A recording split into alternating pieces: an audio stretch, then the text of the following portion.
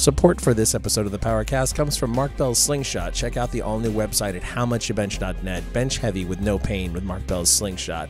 thepowermagazine.com. Powerlifting apparel for people who lift heavy-ass weight from 8manstrong.com and bodybuilding.com. Bodybuilding.com is the world's #1 fitness website and supplement store. Bodybuilding.com also has free fitness plans for every fitness level. Visit bodybuilding.com today to become your best self.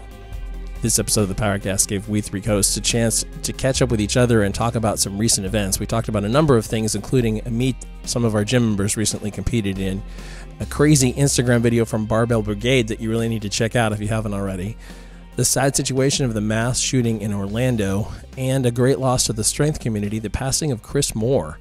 Chris was one of the original hosts of the Barbell Shrugged podcast, and they actually recorded an episode in the gym a couple of years ago. He was a guy who was at least as interested in the strength of the mind and the heart as he was the strength of the body. The title of this episode is actually a piece of advice that Chris liked to give people. There aren't many people in the strength community whose interests were as diverse as Chris's and whose knowledge was as deep. I really regret that I didn't get to know him better.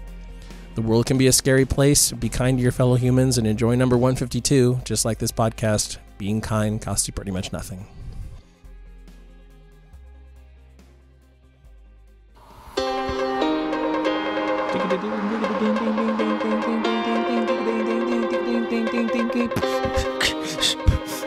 Oh my God! We're on the PowerCast, blasting it out our ass. West Sacramento, California. This is Mark Bell's I've heard PowerCast. it twice, but you can do the math. Alongside Silent Mike and Jim McD, here's your host. All I do is Mark squats, Bell. but I got no ass.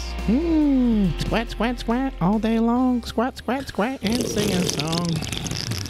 Gonna squat to the floor, gonna make it shine. Gonna squat to the floor with turpentine. So your dick is mine. Whoa, hey, hold on. Just a second here. Hey now, we have another exciting show here at the PowerCast. With the three Our best guests. Guest today is our imaginary friend, ladies and gentlemen. The three best guests we have ever had on this show. I don't think we've done a show together in a while, guys. I feel out of breath. I'm nervous. I'm down 4 pounds. I'm in pain. Oh my God, Getting ready. I'm up 30. Congratulations. Just trading them over to you. I think I'm winning. I'm like 8 weeks out from the Olympia, you know? 6 weeks out from the CrossFit Games. You're dropping weight for the CrossFit. You're trying to get your conditioning up. Yeah. Oh, he's going to take his shirt. No, he's not going to take his shirt off. Now He I'm never just going to be takes his shirt doing handstand push-ups all day in the booth at the CrossFit Games. I'm going to be doing cock push-ups at the booth. But you can only do one a day. Yeah, I don't want to. It's like a vitamin? I'm old. Yeah. Well, I don't think it's an age thing. I think it's just a human thing. That's what Jack Black said. You can only do one. One's all you need. One cock push-up a day? Well, you can't really deflate your cock. I think is the issue. Yeah, you can. There's You not. can. Wait, is a cock push-up? Cock push-up. I got excited. Push-up. Cock push-up is concentric only, so you probably don't even get sore. Concentric only. Whoop. That's it. That's it. That's like a deadlift? It's like a deadlift, and like a more like a Olympic lifting. It's a full body movement, compound movement, a lot of joints involved. The cock push-up I'm picturing is a little different than that. There's like a eccentric to it. Oh, when does that come to play? On the downward motion of the ocean. Yeah, my cock push-up. I think I just like levitate there for a little while and then just hang out. It's a concentric static movement. Yeah. See, I was thinking a cock push-up with a partner. You get somebody underneath you. Oh, well, that's sex. Okay. Yeah. Okay. I think that counts too. Maybe I got too excited. Yeah, mine's a concentric lift with a static hold at the Is it top. like a cock push-up just into the ground, or Yeah, like yeah, a yeah. thing of mud or No. Jello or something? Or So I believe, don't quote me, Peanut butter? because people are going to come at us. Actually, come at us on Twitter. We always go Instagram. Come at us Cock at Twitter push-up. at Jim McD, STTV. at Mark Smelly Bell, and at Silent Mike with what 2 would a Ks. cock push-up look like? So Jack Black, I think, invented the cock push-up with Tenacious D, and he said you only need one a day because you're laying on the ground. Once you levitate, once you go concentric only, you go static iso hold, which has been proven for maximal power. it a I think you cock- just stay. Is it I'm just so scared, but I'm going to Is like... These it are just- amazing, by the way. Is it just a cock push-up, or is it a cock like Superman? No. Because a Superman would be way too hard to balance on that shit. Well, depending on how you're built, depending on mobility and Yeah, cock musculature, size. yeah. Because if you have a little tuna can down there, you could probably balance on it. That's true. You have a fat one. Tenacious D, the cock push-up. Jim You has only need one. YouTubed cocked push-up, and I don't know what's Good thing happening YouTube now. is like rated PG-13. Oh, I guess you could drop F-bombs. I guess it's rated R, but no tits. How come YouTube has been able to figure out everything? They They figured have out an algorithm for everything. they figured out a lot of shit too before they were owned by Google. I know. Like Yeah. they did a lot of cool shit, and then Google helps with the cool shit. But yeah, it's that guy is amazing, so ugly. But they figured out ways of everybody making money. They figured out ways Yep. of there's no. Oh, here he goes, cock push-up. just one. Just one, yeah. Does he levitate? Oh, his hands are behind his back, ladies and gentlemen. For those of you not watching the Tenacious D, the cock push-up. Yep. Well, that, He apparently never that's the did end. quite get off the never ground. quite gets up off the ground out of that, That 40-second sounds a clip. lot like my dick. Shit. Never quite gets headed. Never quite gets up off the ground. Yeah, never really gets headed in the right direction. That's Kyle Gass. But one a day. I mean, I've tried to sell my wife on one a day for a And it long didn't work? time. And sometimes One every other day. 365 days out of the year. Right? That's a lot. Yeah. 360 leap year? What's a I leap don't year? even necessarily 360? like to eat lunch 365 days a year, so. And I love some lunch. I like pussy 365 days a year. 390 days out of the year would be good. 400. A few more days for. 365. I don't know. For a married guy, I've been married as long as I have. Not too bad. Oh, you're doing great. 300 or I'm proud of you. 280 days out of the year. I don't know. Pretty good. Yeah, we're Pretty all right. good. I got to bug her a lot though. You know, Yeah. poke and prod. Bugger or bugger her? Yes, butt hurt. You're poking, prodding. Yep. Just whatever I can do. Get her drunk. Whatever has to get done. Yeah. Anyway, what was the exciting part of this podcast? I can't remember. Do you have a script? I have papers in front of me that look like a script, but they're not. They're totally not a script. Yeah, they're not a script. I don't have a script. You said something about the you're dropping weight for the CrossFit Games. CrossFit Games, I think we're about 5 weeks out. So I probably... Which event do you think you're going to have the hardest time with? Well, I think I'm going to be probably at least sub 3% body fat at the time. And with like a Murph time of like 35 How minutes. are you able to maintain that level of body fat and then also be as intelligent as you are, be as fast as you are? You know what I was told I mean, at how a does young this age. all- I was told at a young age by my handsomeness? parents is just that like life's not fair, and I think normal kids are told that by their parents. And when normal parents are talking about it, it's like, hey, Smelly, like you're gonna be rich and successful one day, Right. but you're gonna have a really big head. Like that's the unfair part. Right. The unfair part for me is that I'm just perfect. Oh. It's unfair that I have nothing wrong. Is it unfair to you or is it unfair to everybody else? It's unfair to the world. It's unfair to everybody else. Yeah. That's a No. goddamn shame right there. Going way to the left here, I just saw finally The Interview. Do you ever see that, Jim? No, I never did not seen see it. Dude, so funny, so stupid, so funny. I got to check it out, though. I've heard It is. You know what I'm talking about. Yeah, I do. Yeah, so stupid. I think James it's Franco and Seth Rogen. Netflix, maybe?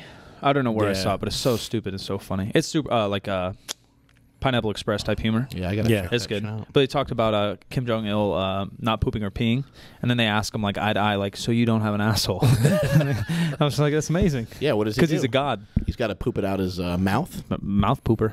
I think they did that a South Park episode of that before. Well, I think that happens in real life. One of my best friends is a nurse. I forgot what it's called, but when you get so full. you get a intestinal obstruction. Yeah. And then I you think literally it's, like poop start coming out. You like I throw think like up. the whole process is called peristalsis. So if it came out your mouth, it would be reverse peristalsis. Maybe. Just vomiting is reverse peristalsis. There you go. But you go. but it's So like literally vomiting poop. Yeah, yeah. Like How or about like reverse poopistalsis? poop stalsis. Speaking of poop, good poop story last time by Alan Thrall. We've had a couple good ones. Who was before Alan had the Rose had a good one. Shout out to the Rose. I need you guys to start voting on who had the best poop story. of So all time. I don't know how many categories you can make on Twitter. Well, this will be the Twitter episode, but you can make a survey now on Twitter. Yeah, you. But can. I don't know how many categories. I know at I least don't know. 3. But we could send out a tweet and give you, they could give us because Ed Cohn's go-to Oh, wait, number hold on. one. I mean, that's Yeah. great. Brian Shaw's and Russia's really, really good. The Rose is pretty good, even though it's like kind of poop, kind of not. It's like a fart story. Matt Vincent has 2, like in the top 5. I'd The say, last top 10. 2 have been fucking spectacular. But yeah, Like a cop involved, that was good. Yeah. Side of the and he swamp. he cut off his shirt. Yeah, I think he was in this. Yeah, to wipe his butt. He was in the side of the road in Louisiana. He's going to end up making a whole new line off. We could do of that. 4. 4. Yeah. Yeah, like sleeves that detach and turn into toilet paper. Yeah. That's some Shark Tank shit. Yeah, Yeah, that's some real Shark Tank he's going to shit. make Proud of his you, next, Matty. hate brand. Yeah, hate brand shit sleeves. Proud of you, Matty. Good job, bud. That's gross. Yeah, we got the CrossFit Games. But Alan Thrall getting thrown out of the fucking. shit's out. Yeah, that's bad. Thrall getting thrown out of the stall. Dick in the dirt. Right all on on the stall. right on his cack. Yeah, that's embarrassing. Speaking of cocks, Mike and I are both rocking the Barbell Brigade shirts. And Barbell Brigade has done a devastatingly bizarre video that includes our faces and people's cocks, or at least where cocks are supposed to be. I was honored. That was probably the best position I've ever been in my life. Could we be called dick faces? Dick Yeah. face. Yes. Dickhead. Hey, dickhead, dick face. Yeah, it was really good. It's amazing. Those guys are some creative dudes. There's some naked dudes, is what they Yeah, are. they're no shamed dudes. Yeah, they were actually naked Yeah. in the making of that Everybody film. was asking me at the powerlifting meet yesterday, you think they were actually naked? Like, yeah. There's no chance. I mean, what are they going to do? Even a thong, they don't care. Well, I don't know how you could wear one. Like I said, they're close to Invisible. Hollywood. They could have those, those flesh-colored cock baggies, Like a that cock they, sock? Yeah, that they make them wear for nude scenes in TV that isn't porn, but still. Yeah, I was impressed. I wonder if they all trimmed up beforehand. Trying to impress each other? It kind of looked like it. Trimmed up and maybe got a fluffer just so they're not too, I don't know. too embarrassed. A lot of those people have, they just don't care. Like, there's an old video of Bart, and he's doing like a car wash scene, and like there's all these girls looking super hot, and then he comes out in the exact same bikini. He has bush out. It's just bush out the top of the bikini. Awesome. Yeah. He'd Whatever. probably be pretty good at a cock push-up. He Marquand? probably. Oh yeah. Yeah. Yeah, good balance. You see I that don't know, video I he's- put up of him not wanting to throw out the poop? Yeah. We'll get it later. Yeah, he's hilarious. Where is it? Where is it? I don't know if it's on Barbell. Mike and I had a it might chance not to go be. down to Barbell Brigade It's on Mark's. once again and did a seminar down there. We had about 150 people there. That was fucking awesome. Yeah, I don't think we ever counted numbers in the past, but Sarah counted this time. That's a pretty good turnout, man. It was pretty fun. I think that was a world record for us. It seemed like it, but it was hard too because they gave us space. Sometimes they Yeah. crowd us. Yeah, And that so you was can't tell, but it was kind of cool they gave us space so you could walk around. Yeah. We could kind of, Yeah, it was weird. I mean, it got pretty serious. We had a microphone. it was really serious. We're not fucking around anymore. We're a joke, but people don't think we are. That's all that matters. It's fun. It's fun doing those seminars. Be able to teach people how to lift, and then also just getting people fired up. Sometimes people just need to get like reinvigorated to get reach their goals. Yeah, I was lucky enough at this last week. I was hanging out with Reebok all week, and we had a speaker named Steve Shenbaum. And this guy's like not that well known. He's not really all over social media. Well, he is very well known, but he's not all over social media. He's not military. I don't know what his background is. I don't think so. I think it was acting. He tried to act and failed. As, Is he a his own motivational words. guy, kind of? He's like he does some like sports management stuff. He does some mentality stuff. He does like kind of like some psychological stuff. I was but going to say a lot of those guys are military. he kind of came around it a cool way because how he taught us and walked us through his philosophies was all based on like ad-libbing, like the show Whose Line Is It Anyways? So he had a bunch of games. Yes, ands. Yeah. Yeah. So he had a bunch of games like that, and then at the end we would figure out, kind of what that meaning is and how do we apply it to whatever it is we do, business, social media. He's kind of a social media guy, really, is what he is. Right. And obviously a speaker, but.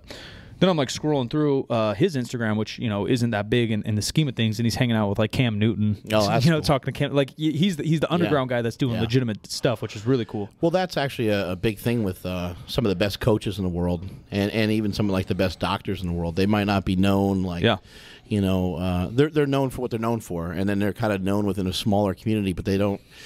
Maybe they don't have the time to branch out. But some of the best, when it comes to strength coaches that I know, and nutritionists and stuff, they're people that are way off the grid. Even you have to really work your ass off to try to find out even who the fuck they are or what they do. We just saw James Smith yesterday. Yeah, there you go. I don't know if we can mention it or not, but he's hanging out with a very high-profile athlete all summer. Yeah, exactly, like very high profile.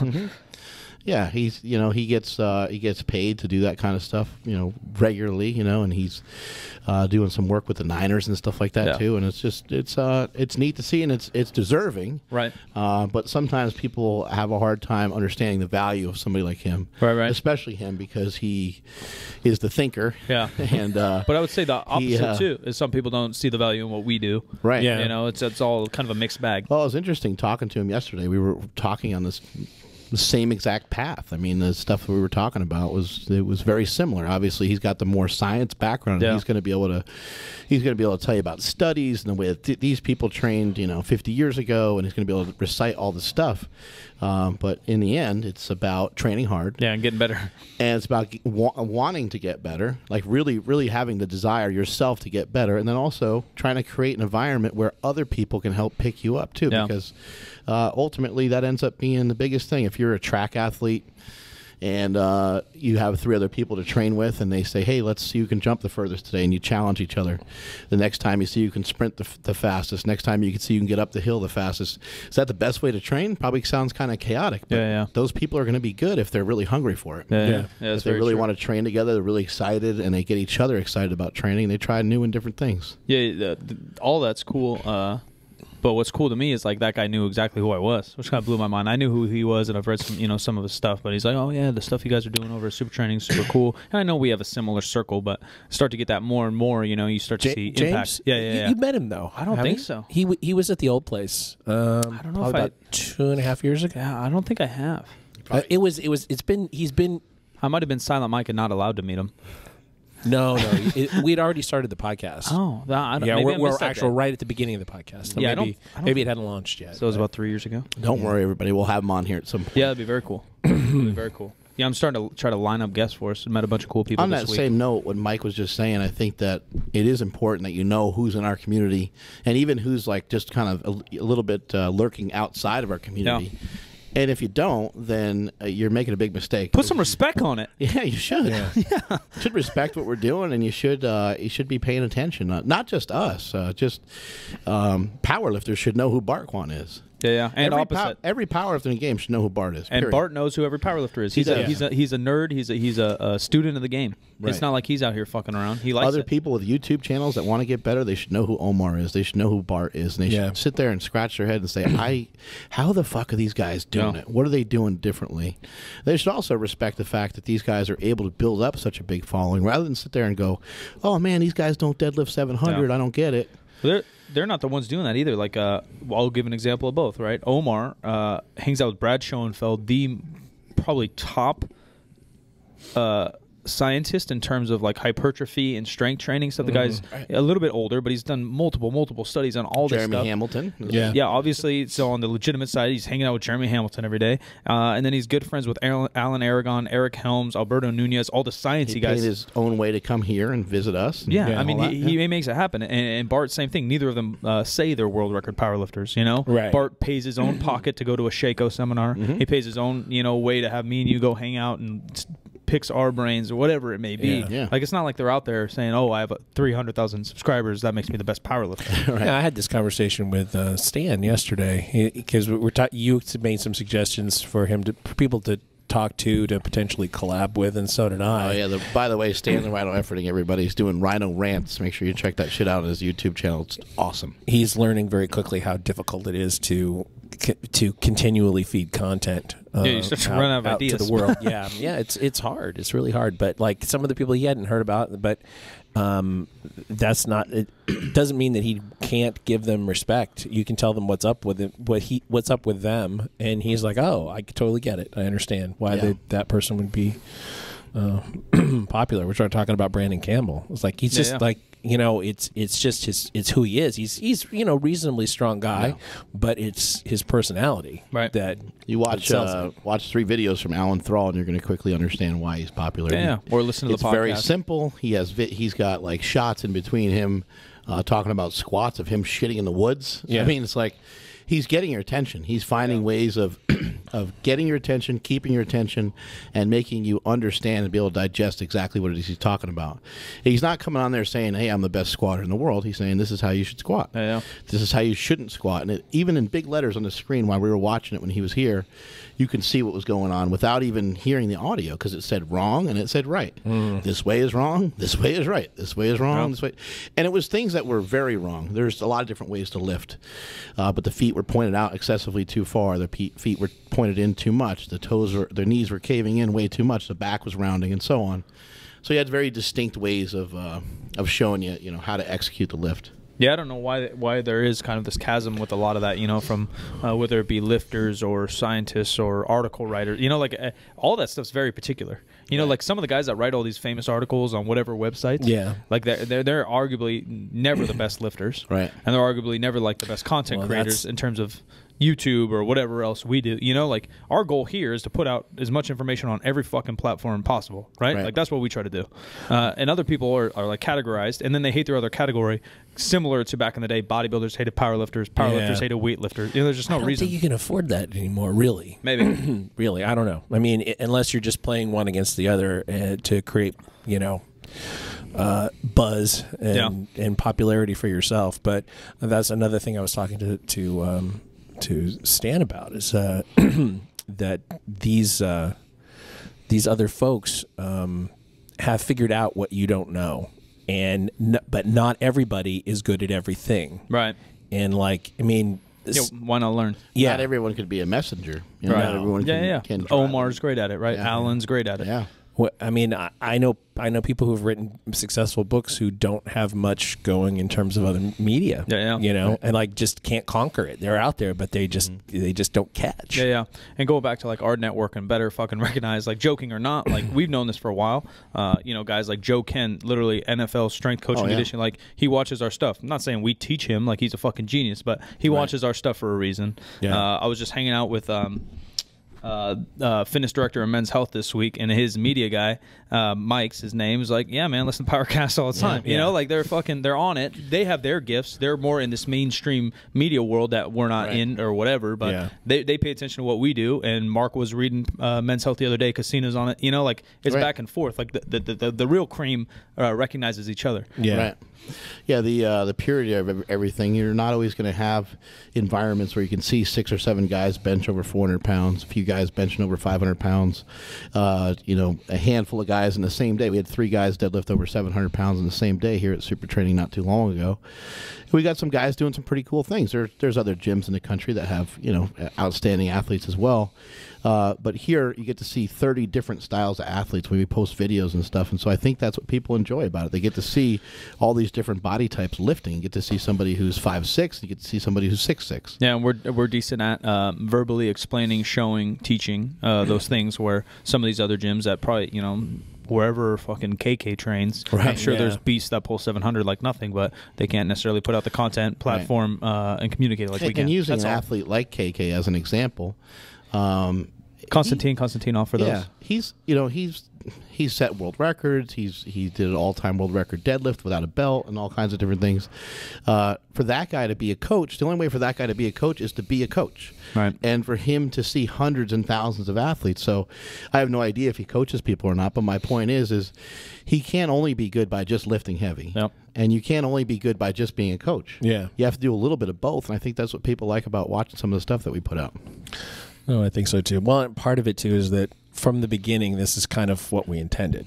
Like this is pretty much what we tried to do from the jump.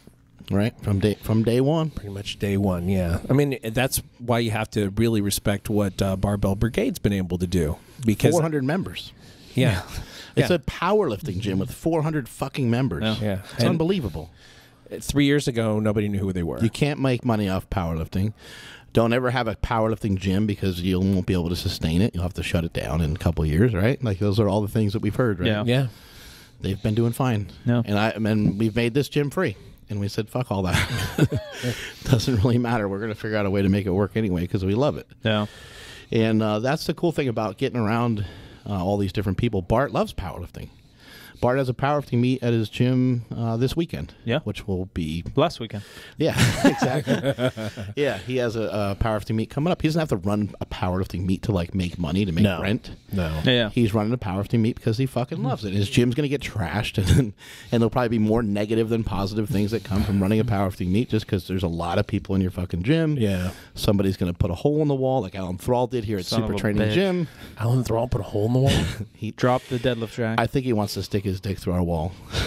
He made a glory hole. Into Smokey's office, I think. I don't know where it goes, but... into Smokey's mouth, probably. Yep. That's more like it. Holy shit. He dropped the... actually, if you go on his IG... It was slow-mo. Yeah, it was a good little edit. You can check out his IG, and you'll see him... There's been a bunch of good Instagram clips going on. The one Nadeem made. Oh, yeah. The girl soaking her pants watching... watching me bench press. But in everybody else's defense that day, that girl was on top of filming everybody. Like you did a lift that day. Yeah, She was all snapping over in the background. Yeah. Shout out to the purple girl. Purple girl. She was really excited. Yeah. This one right here? That's the Alan Thrall one, and then you'll have to go to Smelly's afterwards, and we'll display. Look at my nipple. How come no one ever says anything about it? Look at those nipples. I think that It's slow-mo, and then my reaction is pretty bad, too. Oh. Just fucking rewind that shit. Focusing elsewhere. Oh, fucked up. Look at Silent Mike's Even face. Silent Mike knows it's fucked up. You're about to die, Alan Thrall. my God, at the meet yesterday, the deadlift jack was kind of right behind the lifters. I was a little concerned the whole time. If someone gets skewered. Yeah. Being someone who fell on a deadlift jack at one point. The best deadlift jack story is our deadlift own jack local... should never be behind the deadlift platform. Yeah, by the agreed. way. Yeah. Move that thing out of the way. It probably shouldn't be in front either. It should be probably next to a judge. It needs to be on the side.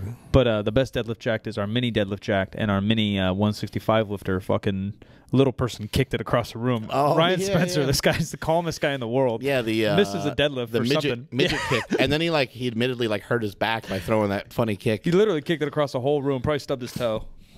Yeah. Do you remember where that came from? The mini jack. Yeah. I think you won it in a meet. Oh yeah, I think so. That's yeah. great. I just want to win a sword. I did. I won that $1,000, and then somebody gave me a bag of M&Ms, and I was like, out of the three things that I got, the fucking peanut M&Ms are the best. 2 pounds of peanut M&Ms. That's a God lot. damn. Yeah, I won $1,000 from Steve Dennison. Thank you, Steve Dennison. I think I need. Last thing of Fit use. Expo. Sorry.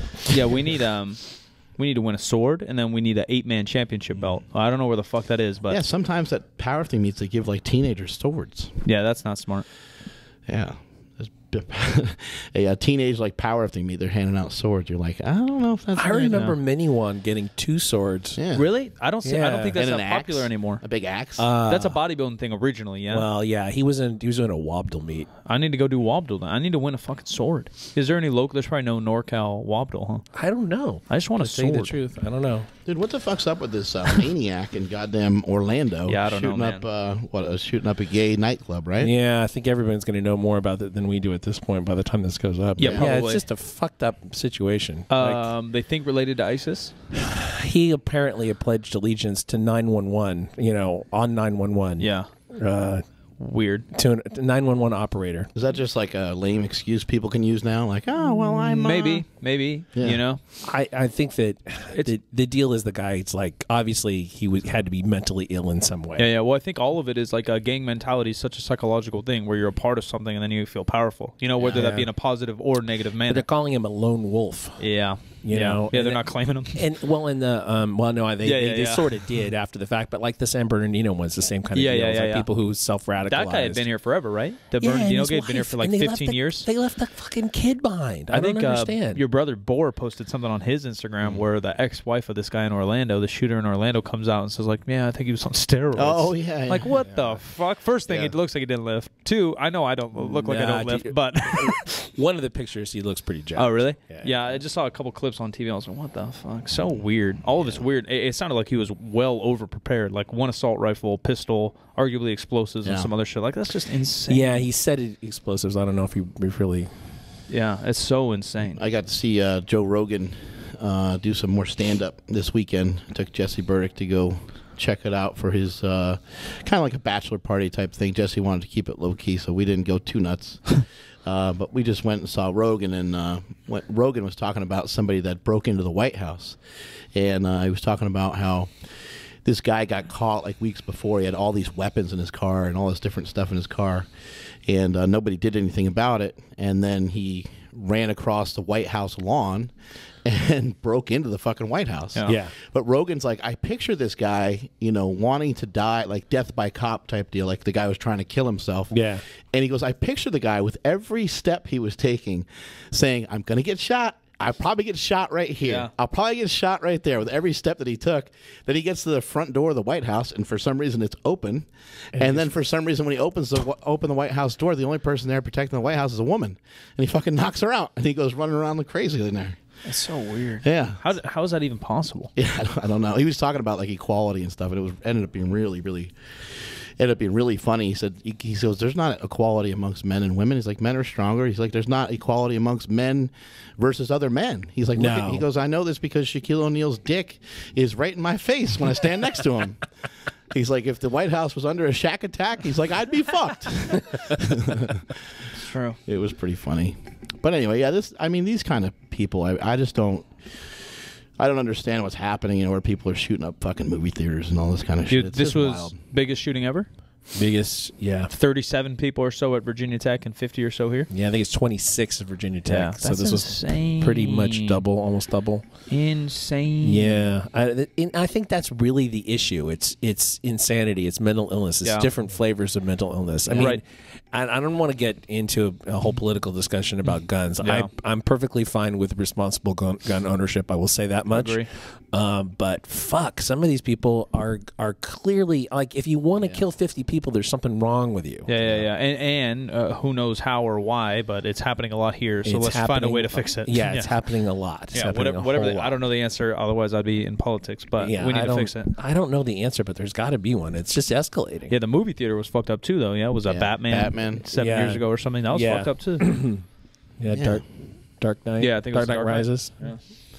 Yeah, So it's just, bad. It's unbelievable, and you start to fear for like being safe. I mean, people are shooting up schools and all kinds of stuff. Yeah. You don't know where. You never know. This is a nightclub. People are going out just thinking they're going to drink, and just that's not something. Maybe a fight breaks out, right? Like Right, at worst. there's some dangers Yeah. in being out late at night. Period. Drunk driving, right? There's some normal things that you kind of accept that are going to be a little bit dangerous. But somebody come in there and fucking shoot the place up with like a fucking machine gun or whatever the fuck the guy had is crazy. Yeah, rarely do I don't think ever maybe gone in public and thought like, oh, someone in here has got a fucking weapon that could do some serious damage, even though it's probably true. Yeah, Right? There's conceal everywhere. I but tend to think of that kind of stuff right now. I never do. You Yeah, know, now it's hard not to. last couple of years, it's like, okay, where's the exit? Yeah. And then like, where would I hide? Yeah, and it's bad. you know, I mean, that takes you 2 seconds to think about. You know, It's like driving. You always kind of have to have an out, right? Right, Like someone's right. about to fucking smash you from the left, you got to have an out. because this is America. We didn't used to have to think that way, but I think that one part of it is that you sort of do now. And you know, post 9/11, when you get on a plane, you know, and it's not. Yeah. I mean, not racially profiling people, but does anybody just seem hinky? Yeah. Does anybody seem a little weird. off? Yeah. It used to be that people would fly totally shit faced and be disruptive and stuff, and that is pretty much not even allowed anymore because you that don't could wanna be a be- cover for something Yeah, too. you don't wanna be know? loud. I mean, I don't know. I don't want to sound super paranoid here, but I Yeah. Yeah, shit's getting weird. I agree. Shit's getting weird for sure. Well, it's happening more and more often, right? Like Paris happened 3-4 months ago. yeah. I think that I saw a graphic that said that like we've only been in the double digits, like under 20 for mass shootings within any presidency until Obama, and it's been like 167. Dang. Jesus. But everybody fucking bought guns because Yeah. they think that somebody's going to take them away. Yeah, you know? and that makes Obama look bad. Once again, not to get political at all. But Yeah, it's yeah. just it could just be coincidence. It could not be, but yeah, you know. Well, I don't think it has anything to do with anything he did or didn't do. But it's something's happening in our culture. We need to. Yeah, address I wonder what the root is, because I honestly don't pay attention to any of that shit. We were talking earlier about like conveying a good message and stuff. This is obviously not on this topic anymore. Negative. But Chris Moore, we lost a good one. We lost a good person in the strength game. He's somebody that we all met several times. He competed at Jesse Burdick's meet. I think was it November of last year? Maybe it was- around this time last No, year. I think it was November this year. He did maybe push or just came up and did a deadlift. I think it was. I think it was the previous. I think it was May because barbell shrugged shut down.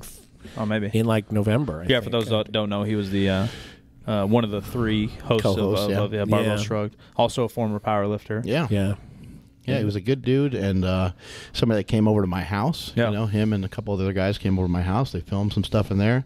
They came to the gym and trained with me. They had us on the podcast and stuff. And what they were doing with that podcast was pretty cool. Where they were going around to all these different people and they're traveling the country and stuff. And there was nobody else doing that at the time. I don't even know if there's still anybody else really. Not really. No, because really mimicking that same. Yeah, it's cool. It's hard to figure that out. Yeah. We know, like to coordinate all that, Yeah.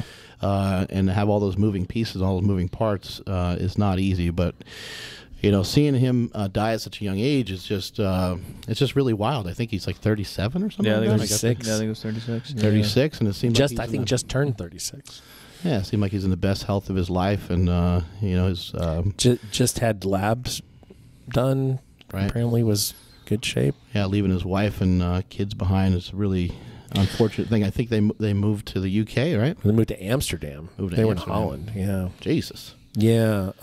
If you listen to, and I noticed that a lot of people did because it popped up on the rankings on iTunes, his last solo podcast, so Barbell Buddha, the last episode of Barbell Buddha, he talked about how that documentary series that they did, that 2-part that came out on them visiting NASA, Full Depth, was sort of a realization of a dream of his, particularly the second episode. And it was really, really good. It was very, very well edited, and like his voiceover narration was top notch. It was like this guy has like hit his stride, Right. you know.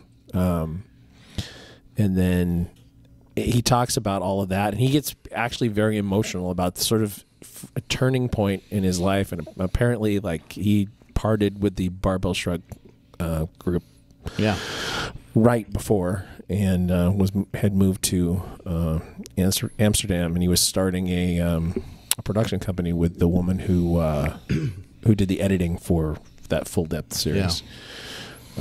Yeah, Chris was always super cool, super positive. Yeah, like always trying to be positive and convey a positive message and learn. He was always down to learn. Yeah, he was a power lifter for years, still came to super training and had no qualms or issues or attitude when, you know, me and Mark tried to show him something or whatever program we were doing. I think we just put him through hell, really. We just did like good mornings and some shit and then bombs. Yeah, he was down for whatever. Yeah, you know, it's cool. It's good point of view to have in life. Yeah.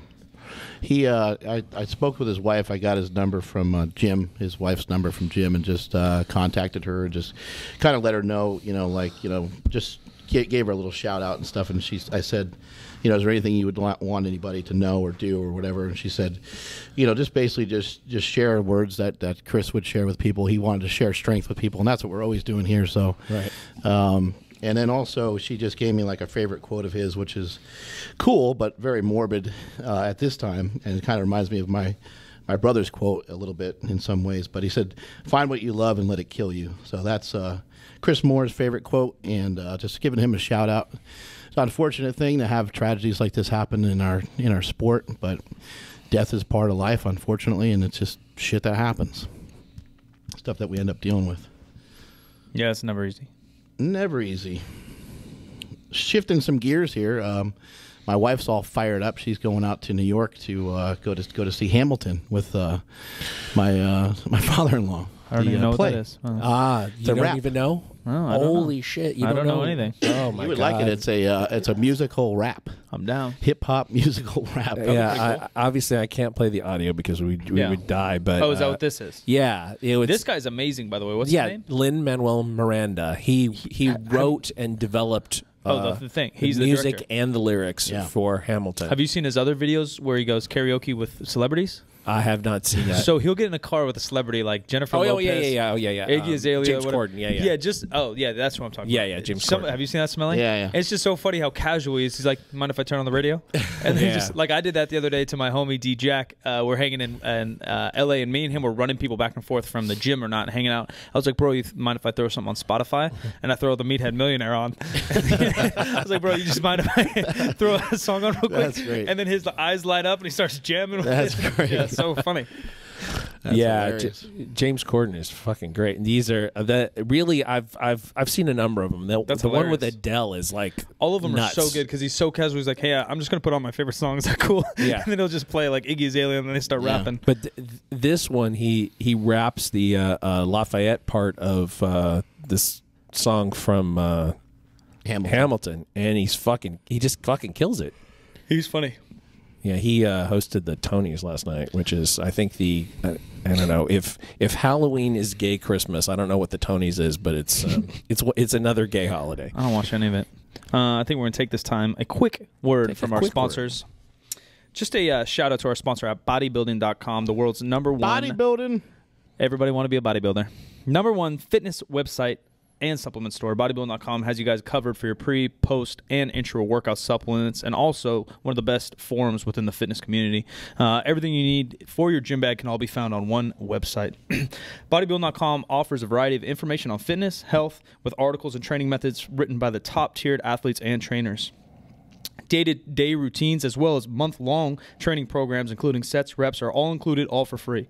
Don't go to the gym without the knowledge and plan to be successful. Find your special fitness and nutrition guide that best suits you at bodybuilding.com. Go follow at bodybuilding.com on Instagram for specials and website information as well as giveaways. And don't forget to head over to bodybuilding.com for all your supplements and fitness needs, my friends. Bodybuilding.com. Bodybuilding.com. We need to head up there. That's where we need to go. Oh, yeah, back to Boise. Yeah, when it's freezing out again. Yeah, no, it's summer. We'll just go now. Yeah, Jesus. Yeah, it was way too cold. That was fucking... But I'll go in the summer. Remember, like, I mean, legitimately, like, it was fucking really fucking cold. I think when we landed, it was 10 degrees. Yeah, it was bad. And wind chill, who knows what the fuck what. That was the coldest I've ever been in my life. Yeah, it was bad. And, like, the roads were all fucked up. We're in a shit rental car, and it's like a track car thing where like the middle divide stops you from turning. Yeah, there was so it's like you're ice. on a track at like there's probably 10 inches worth of ice in the middle. Oh yeah. Like goes like under your car, literally like a slot car. like Disneyland. Yeah, like a slot car.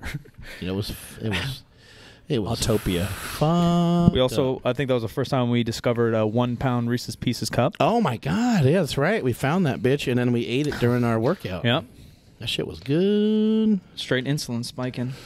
But yeah, my wifey's all fired up about this goddamn musical. It'll probably be cool. I'm not a musical type of person or to go see a play type of person. I just told her before we got married, I said, I just don't ever ask. Don't ever ask me to go. Even if it was rap.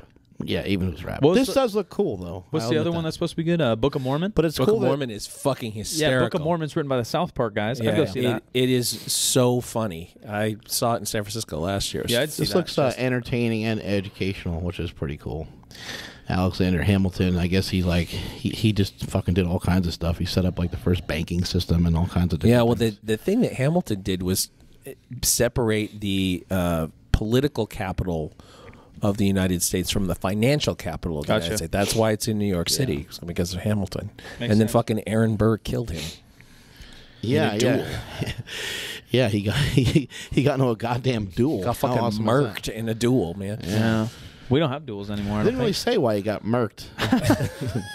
There was a Money? Well, I know that he was fucking some bitches. I know that, and that actually ended up being part of the reason why he probably never became president, because he Bitches. was fucking with them bitches. And he wrote like some book about it. He wrote like a 90-page book about him and his affair with this chick.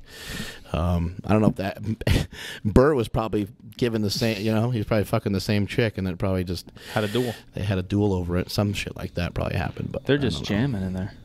I guess they were rivals all the time anyway. Gotcha. And they kind of Yeah. knew that something was going to come to a head, but I don't know why they had to shoot it out necessarily. Yeah. Maybe that's just the way they handled shit back then. the overture of Hamilton talks. It tells you the whole story in the overture. You sort of know everything that's going to happen right at the beginning. Gotcha. And Did they act it out? Yeah, yeah. Like the character that plays Aaron Burr talks about the fact that it was a mistake. They have a bunch of famous people? No, not No really. famous people? Not really. That's one of the things that's kind of changed on Broadway. Like, I don't know, you could go and you could see somebody who is a TV star or a movie star or whatever that you've seen in other stuff and appreciated on Broadway now in a totally different light, and realize that, like in this, the guy from Modern Family. Yeah. That's what I mean. Yeah. And what's his name? Wolverine was on some shit. Hugh Jackman has been. has Like, done that's some pretty stuff. Bryan Cranston did LBJ on Broadway. And That's then cool. They made a movie out of that. So I don't know. They've made more money from Broadway in the last year than they probably ever have in any other single year. In That's part pretty cool. because it's people that you would see in movies and TV. Right. I just looked it up, and this is hilarious. The duel? Yeah, so basically, they were like constantly just battling it out, I guess, for all kinds of stuff. They were very competitive against each other. But it said something along the lines of, let's see, what the fuck did it say? I just had it there for a second. It said Hamilton helped to defeat Burr. They were talking about running for president. Basically, Hamilton kind of basically said that the way he got voted in, the way Burr got voted in to be president was kind of bullshit, and then they took exception to it and challenged him to a duel, and they fucking fought it out, and he lost. I guess they said Hamilton fired a shot, and I guess he missed or whatever, and the other guy landed his shot, and that was that. There's a duel to death. Son of a bitch.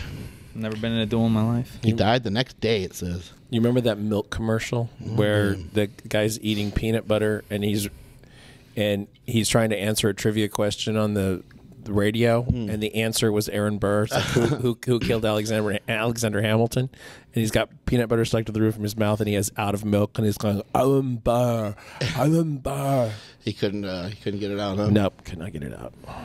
Yeah, it said when Jefferson and Burr tied for presidency in an electoral college in 1801, Hamilton helped defeat Burr, whom he founded unprincipled. Blah blah blah blah blah. Fight ensues, and then a duel occurs. I like a good duel. I like that.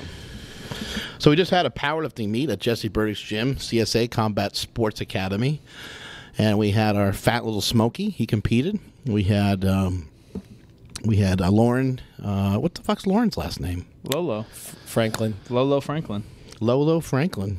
We had a couple other competitors competing at CSA meet. Aaron and Brock. Yep, there we go. Connor. How did Connor do? He did all right. He did push pull. Is it his first meet? No, he's done like 3 already. Oh, yeah. He just fucking hopped in. I think 3 in the last year. He normally pulls sumo, so he wanted to get a hold of a conventional or whatever. So I kind of suggested like just go push pull and not even stress about a full meet, just to get a conventional in. And I don't think he hit what he wanted, but he's young and he doesn't even know what he wanted. So yeah, he did fine. He did well. 21, 22, something like that. Only been lifting like a year and a half. Period. Yeah, he's doing fine. Period. He did fine. He pulled I think within 20 pounds of a sumo pull. Can't really complain, and then hit I think a little baby bench PR. Little rugby player or something? No, I think he was a state golfer in high school. Oh, yeah, really? So I think he's really good at golf, but doesn't really play those anymore. Like little Smokey bench 418 at 181, right? Yeah, twice, 2 singles. yeah. That's what I told him. I mean, that's pretty hard. Yeah, that's 2 PRs one day. It's hard to come back, especially when your butt pops off the bench a little bit. Your arms get very tired from hitting those big lifts like that. Him and Lauren both had to retake their seconds. That's hard to do. Both were set up probably for a good like 20-pound PR, but since they had to double their seconds, shit happens. But they got both their benches done. I'm glad they got them because I'm not sure that their butts came totally off the bench. I'm not sure about the rule is what I'm not sure about because I'm pretty sure things can move.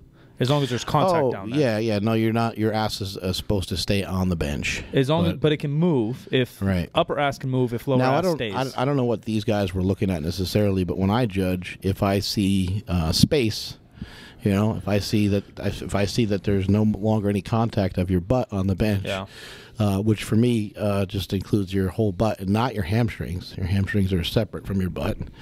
That's how I kind of define it. So if somebody's in some weird arch position, they just have their hamstrings on there and their butt actually comes up, I'll give them a red light. Yeah.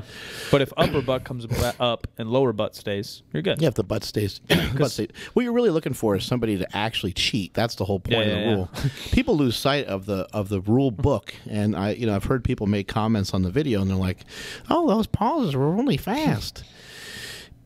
There's no length to the pause. Right. It's just supposed to be a pause, and the only reason there's a pause is to see that it touches your t-shirt. So you don't bounce. So you don't bounce anything. Right. So you're trying to get rid of cheating in some way. You're trying to see a version of the lift that represents something that looks clean and looks like a good lift. Yeah, some people say motionless on the chest, but motionless could be 3 seconds or 5 seconds also. Well, it's probably a fraction of a second. Right. It's much less than that. If you were to hold it for 2 or 3 seconds on your chest, you might never press it up. Yeah, very true. With a max lift. I don't know. It also depends on how you lift. Right. If you lift like an idiot and you're reckless, then like if I'm a judge and I see that you lift reckless, I'm going to make you hold it on your chest longer. Yeah. Just for being an idiot. Yeah, same with depth, right? If you squat weird, depth looks bad. Yeah. If you squat well, you look efficient. Same with deadlift. If you pull the best to your ability, form wise, it looks like you lock it out easier and smoother, right? You lock it out like efficient. There's 2 main reasons why people cut their squats, on a big heavy squat is, the weight compacts them so much that it crumbles their spine, literally kind of rounds them over. Yeah. The other reason they cut it a lot of times is just fear. Yeah. They're scared. You know, they're scared they can't come back up with it. But You know what to do then, though. If you're scared, go to church. yeah. Or just go, oh shit, and run out of the fucking building. Dump the weight off your back. Not that many people cut squats and think that they legitimately Yeah. think that they got depth. Yeah, Pretty yeah. much everybody knows when they cut a squat. Yeah. They try to get away with one sometimes, Yeah. which actually is a strategy in powerlifting Right. too. You do it in football and basketball, right? You're gonna fucking get away with a little holding if Yeah. you can without cheating. The whole philosophy of 3 white lights is one too many. Yeah. Yeah.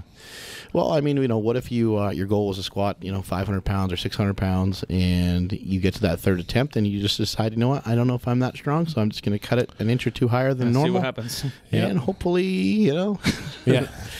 that's up to that lifter if that's the See way what they you want to get. lift. It doesn't really matter, but Yeah, both Lolo and Smokey were in sleeves for the first time. yeah, Things were all a that's little right. different. Yeah, okay. I forgot about that. I think Lolo hit a 10-pound PR over his wrapped max. yeah.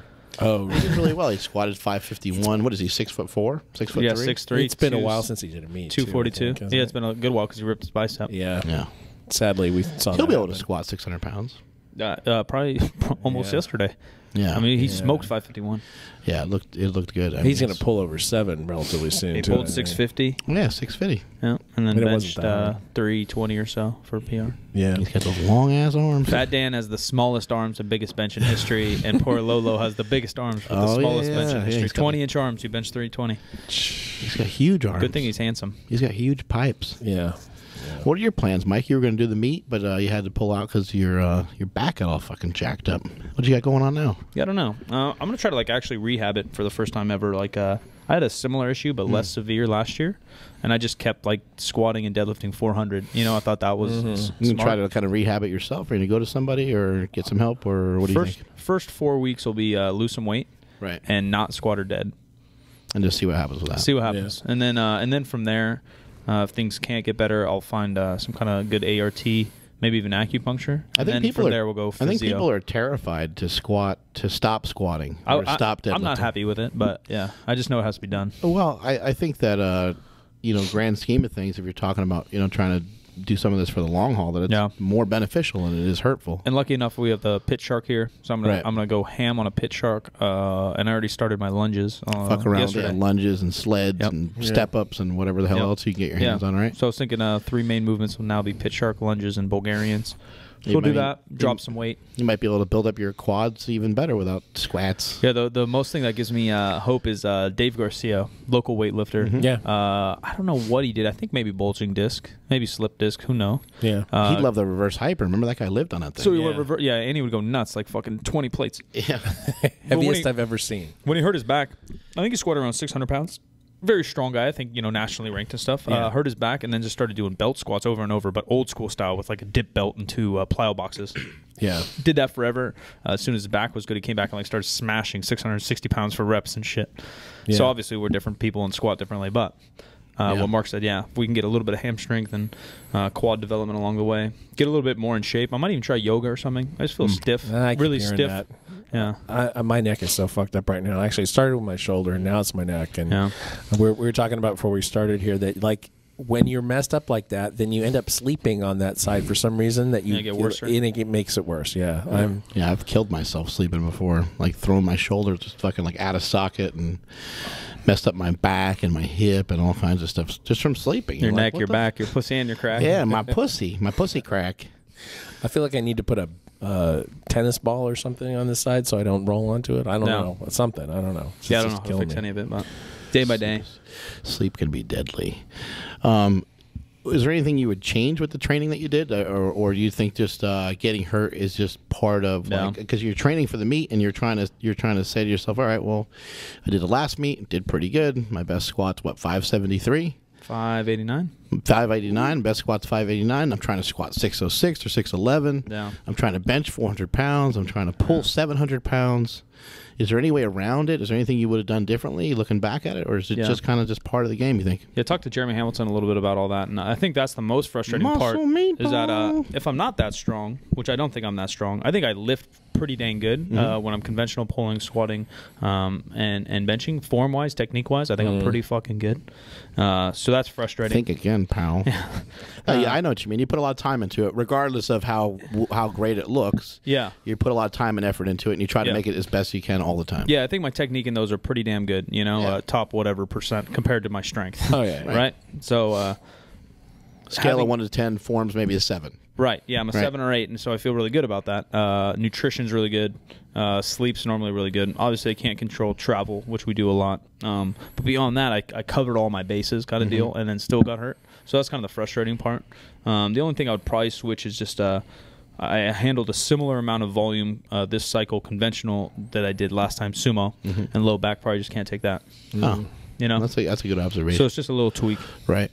Not meaning I'll only pull sumo, but meaning you just have to back off a little bit. How do you think you can kind of figure out, or if you can figure out even, like how do you know like how many sets you need at some of these heavy-ish weights? Yeah, it's so hard to get the strength out of the workout that you want sometimes. Yeah, I think sadly it might just be trial and error. You know, based. Hopefully, you have a objective view of how your technique is. You have an objective view of how strong you are. And once you kind of have those, you know, you get your ego out of the way in both of those, you can start to kind of handle it. But and then also if you have a view of where your 1 rep max truly is, don't say you know bench 650 when you're still at 570, right? You know where you lie, and then you can kind of start to understand the volume. But a lot of it's just trial and error. Like, Dan Green goes nuts every week, but that guy's got more muscle than anybody on earth. He's stronger than anybody on earth, and his technique's pretty damn good. He does have injuries, but he's already has these factors playing for him where other people don't. Yeah. Your technique may suck, your nutrition may suck, you may not have enough muscle, whatever it may be, so you can't handle that amount of volume. So it's just trial and error and slowly upping the volume over years, not weeks. Yeah. Right. Yeah, Dan Green can handle a tremendous amount of lifting. Yeah. He's had some, near career-ending injuries as well, but he also has a shitload of all-time world records. And and he's coming back, it looks like.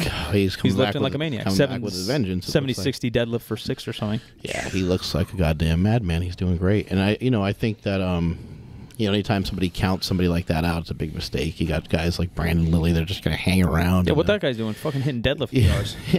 Yeah, guys like that are going to hang around. They're going to keep training. Greg Panora won't die either. Greg Panora had a fucking stroke. Greg Panora, had world records in multiply gear and was kind of unstoppable in multiply gear. He took all the gear off. Now he's still unstoppable. He don't fucking care. Some of these guys are just going to kind of keep on keeping on, and they're not going to give up. They're just going to keep plugging away at it. But I do think that injuries are going to happen no matter what. Unfortunately, Stan kind of put it very bluntly in his Rhino rant, where he said you're either going to quit or get hurt, or both. Yeah. That's just what happens. There's literally no way around it, because if you think about it sometimes too, when you hear about somebody tearing a pec or something, sometimes people tear a pec with 315 and their plan was to bench 455 for the day. Yeah. So it's like, man, fuck, if that guy gets hurt doing that, I don't know what some of these answers are. I think when you bring in steroids into the mix, then you can end up with more tears possibly than if they're not there. But we've seen tears with and without anything. Yeah. Well, we've seen all kinds of things here at Super Training, but I think the underlying message and the thing that I keep seeing over and over again that happens time and time again is it doesn't appear that unless you're not trying, that's a totally separate thing. We're all trying very hard, so that's not really much of a factor, but it seems like there hasn't been anybody in here that has lifted with percentages and done the sets and reps and got through some of these workouts that has lifted so light that they haven't gotten results. And so that's something to think about. Like, some of these guys are lifting. When I went through some of this programming with you, I was lifting a little bit lighter percentage than probably what I'm capable of, give or take 5 or 10% or somewhere in that range, or give or take 20 to 40 pounds or something along those lines. And I end up getting great results from it. So I got to keep that in mind as I prepare for this meet in November. There's no reason for me to jump the gun and start to really add a lot of weight on the bar. When I squatted this week with some chains, I started getting rounded over a little bit. Some of the sets and reps started to get hard. So risk goes up. I'm gonna pull a rep out next week and probably do just a little bit more weight, but I'm gonna make it easy enough, manageable enough that I can keep my form for all reps and all sets. Watching Nsima go through some of the training that we were doing, using the same weights as everybody else and crushing the weight, and he's probably using, if we're all using 85%, he was probably using 80%. So it's a a lot of lessons to be learned in there. What's right and what's wrong is hard to determine, but it does appear that lifting lighter and trying to get more out of less is kind of the way to go. Yeah, I know these are elites, so it's hard to make examples, but you know, I think Max Aida told me one time he squatted basically not over 500 pounds for an entire cycle, ended up squatting like 722. Kirill Sarachev, biggest bench in his cycle was 675 for 3 to 5. Bench is 738. Yeah, I think it's lower than that. I think he did 630. I think he did like 633 for like 3 or 4 reps, I think it was. Really? 100 pounds? I think so, about 100 pounds. I thought it was more like 675. And then it may have been. Jeremy Hamilton squatted about 771 or so for a good 4 to 5, and then squatted 823 at Bossa Boss's last year. So, you know, obviously that's the elite. But same here. So Lolo, our boy Lolo, if you want to go a little more low level, I think I had him squat about 400 and about 90 pounds for an AMRAP last week. Crushes 551 pounds on a third on the platform. Just crushes it. And he also opened with 480, and he was like, I don't know if I should open with 480. It's too light. Sounds like it's too light. Yeah, it looked like it was a little bit too light, honestly. But it gives him room to make his third. So it gives him room for his third, and it also gives him room not to get injured or miss. Yeah, his third was the best of the 3. Yeah, it was super clean. It was beautiful squat. Yeah. Well, it also leaves him with the hunger and desire to do another meet because he knows he can do 570. Yeah. There's nothing worse than knowing that you gave it all you had. Yeah, then you're done for. Yeah. You know what I mean? There's nothing worse than like if it's your last meet ever, maybe not a big deal. But if you're like, man, I gave that everything I got, and I still fell short of some of my goals that I wanted to hit, it kind of makes it depressing. Like, man, I don't have much left in me. I trained my ass off too. You know, so you try to lift like a professional or lift like a Russian. Yeah, make your thirds quickish, cleanish. The other benefit of that is that you can get straight back to training. Smokey had a little bit of an off day. His refeed on his cut and stuff didn't go great. I think his mind wasn't necessarily in it. He had a decent day numbers wise, but physically, mentally, I don't think he was there. So he grinded a few reps, and it'll probably be a week, 2 weeks, 3 weeks before he feels himself again in the gym. Where Lauren, I bet you can get right back into training in 2 days. Yeah, that's another good point. Yeah, because he didn't crush himself in the meet. It's something that Becca Swanson has shared with me, and something that a few other great lifters that I've rubbed elbows with in the past is saying, like, when you compete, that there should really only be like 3 or 4 lifts that are even hard. Right. They shouldn't be that hard. And, you know, a lot of times I'm thinking, Jesus Christ, I haven't had a lot of meets like that. But it makes sense. It makes sense. You know, a lot of times when I bench press, I mean, you've been lifting off for me every fucking bench since you got here, and how many benches have I done that are hard? Yeah.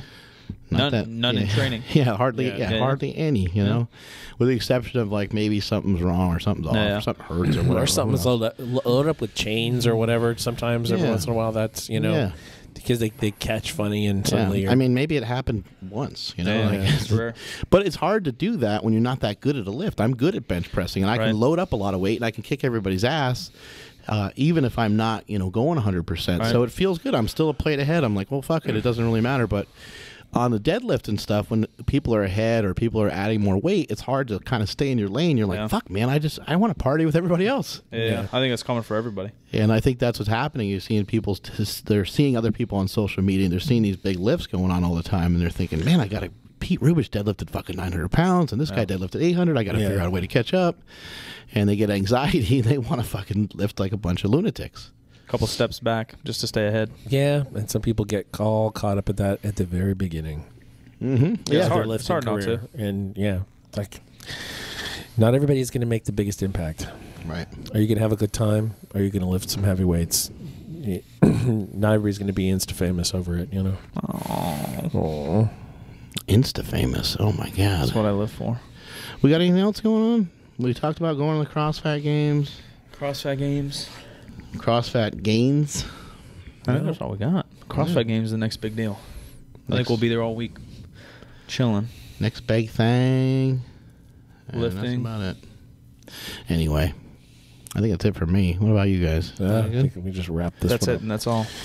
Should we wrap it up, or should we just keep talking about nothing? Any poop stories for us, Mike? I don't have any poop stories ever, I don't think. What about when you shift your diet around? Like, were you pooping like just nonstop when you were on the gain train? Yeah, my poops have already changed now that I'm dieting. Like I started to get more. Went from like rhinoceros poop to rabbit poop. I'm trying to get like a little bit, not that bad yet, but I'm still trying to get more like greens involved, so I'm not hungry. I'm trying to track my food, so then the volume of food I'm eating is going up. The craziest thing that Brad Rose said to me a couple of weeks ago, talking about his irritable bowel, it's one of those things we have in common. His is much, much worse than mine, although my dad's was really bad, apparently, was that sometimes junk... Oh, yeah, he farts just nonstop, he said. That's farts nonstop, but that junk food resets him sometimes. And I have exactly the same experience, where things are really messed up, and if you eat something super shitty, sometimes that helps. Especially something like real salty, crunchy, greasy, whatever. Processed foods. Yeah, sometimes. Doesn't make any sense, but, They have some benefits. Anyway, I want to give a shout out to my boy Rhino, Stan Efforting. The Rhino rants are fucking dope. Make sure you check them out. They're really cool. It's just go on the old YouTubes and look up Stan Efforting. You'll find his channel. But he's pushing out some great content, some great information.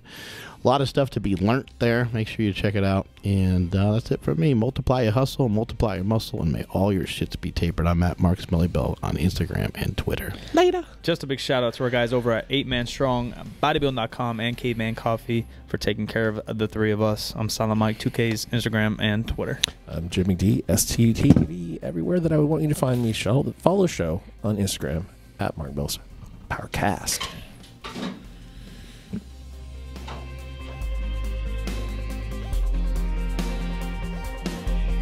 Mark Bell's PowerCast is a production of SuperTraining.tv.